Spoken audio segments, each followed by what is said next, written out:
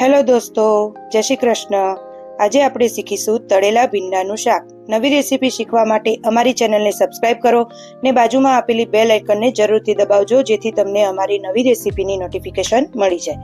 સૌપ્રથમ આપણે 500 ગ્રામ ભીંડાને ધોઈ કોરા કરી લેશું ને આવા નાના નાના કટ કરી લેશું. ને બીજી બાજુ એક કડાઈમાં તેલ ગરમ કરવા મૂકીશું. તેલને હાઈ ફ્લેમ પર ગરમ કરવાનું છે. તેલ ગરમ થયા બાદ તેમાં ભીંડા ડીપ ફ્રાય કરીશું. ડીપ ફ્રાયનો મતલબ શું થાય તે મને ગુજરાતીમાં કમેન્ટ કરજો દોસ્તો. બરાબર ગોલ્ડન થાય ત્યાં સુધી આપણે એને તળીશું. એની કિનારી જુઓ, તમને દેખાય છે કે ગોલ્ડન બ્રાઉન થઈ ગઈ છે.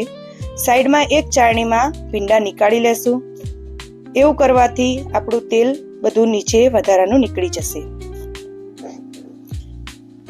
આવી રીતે આપણે બધા જ ભીંડાને તળી લેશું.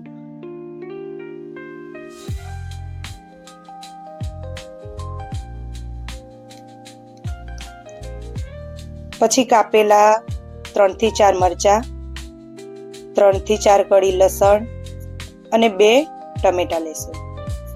બીજી એક પેનમાં જરા 1 ચમચી જેટલું તેલ લેશું, કેમ કે આમાં વધારે તેલ લેવાનું નથી, આપણે ભીંડા તળેલા છે.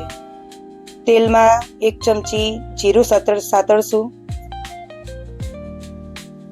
જીરું સંતળાઈ જાય પછી તેમાં કાપેલા 3-4 લસણની કળી નાખીશું.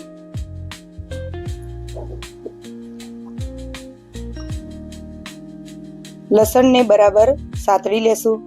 લસણને થોડું આપણે ગોલ્ડન બ્રાઉન થવા દેશું. દોસ્તો, આમાં લસણ ઓપ્શનલ છે. જો તમારે લસણ નાખવું હોય તો નાખી શકો છો, ન નાખો તો પણ આ શાક એટલું જ ટેસ્ટી લાગે છે. અમને લસણ થોડું વધારે ભાવે છે તો અમે લસણ નાખીએ છીએ. જો દોસ્તો, લસણ થઈ ગયું છે. તે બાદ તેમાં લીલા મરચાં નાખીશું. લીલા મરચાંને થોડા સાંતળી લેશું.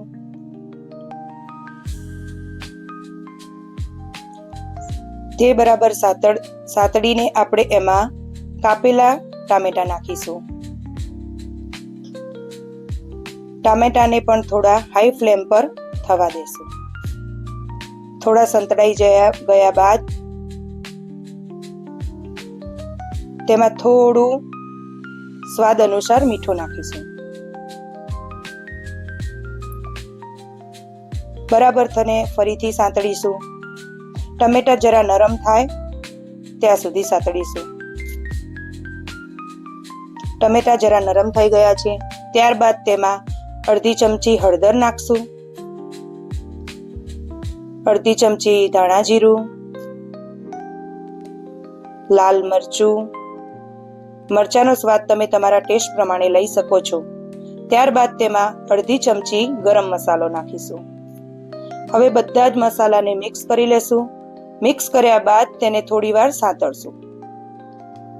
થોડા સંતળાઈ ગયા બાદ તેમાં તળેલા ભીંડા નાખીશું. જુઓ દોસ્તો, બધા જ ભીંડા અલગ અલગ થઈ ગયા છે. ભીંડાને બધા જ મસાલામાં મિક્સ કરી લેશું, જેથી બધા જ ભીંડામાં મસાલો એકબીજાને ચોંટી જાય.